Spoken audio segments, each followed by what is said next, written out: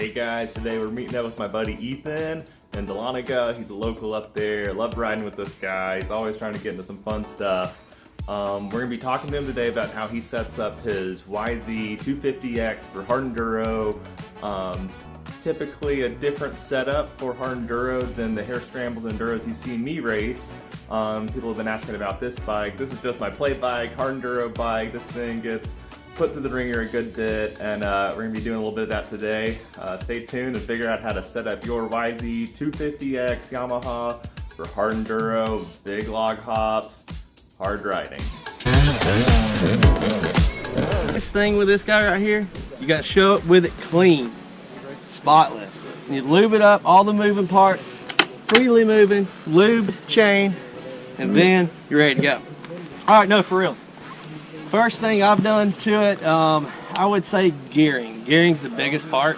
I run 1351. It comes at 1449. 1351 just allows those gears to be more useful in the slower stuff, log hops, hill climbs, anything like that.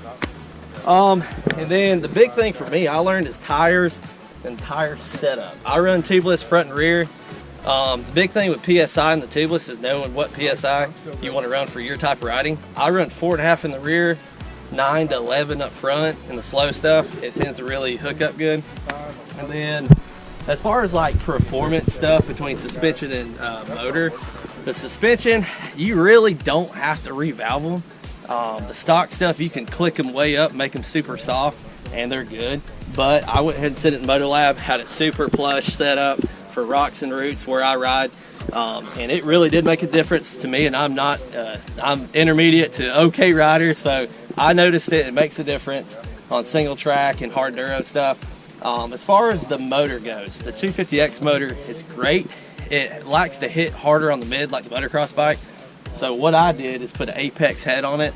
Apex head allows it to be more linear power across the power curve, and it just allows the bottom end to be more useful in the slow stuff. Getting over logs, getting through rough stuff like that. Also through a GYTR flywheel weight in it, it helps it stalling not to stall, and makes it just a smoother out of everything. Like I said, none of this stuff is needed.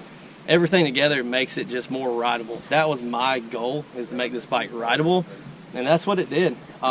Between that, other thing I did is a PV mod. It's just getting the power valve mod, just to kind of open up a little quicker. They typically have a little hesitation right off the bottom. Obviously, if you got a good clutch finger, you can overcome a lot of this stuff. Like I said, I made it more rideable. The pipe, it's not needed. It's a gnarly pipe. I ended up bending it across the frame, so I need a new pipe. Gnarly pipe just is a little bit tougher. I don't really care about the performance. It's probably not a whole lot. So yeah, that.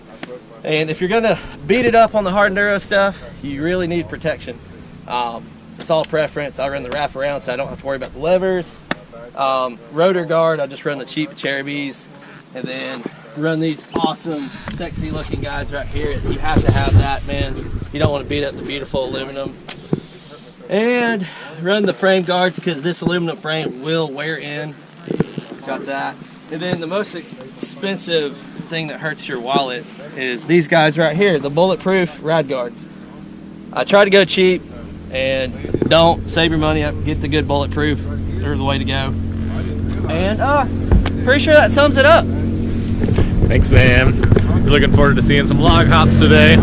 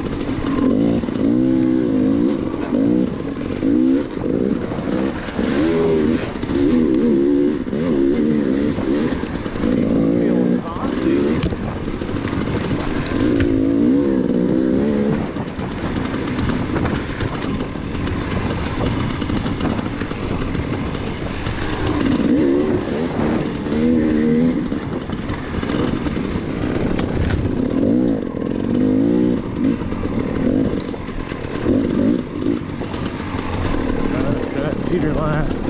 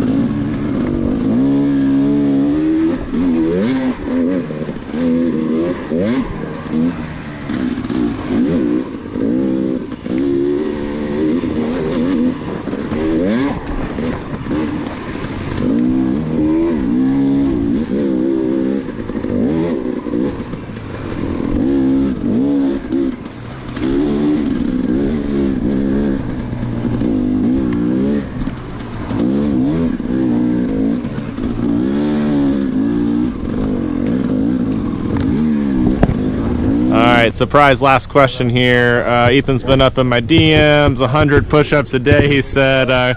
Can he show us, or what are we doing? Not right now. I got arm pumps. So Okay, alright, well, save it for the trail.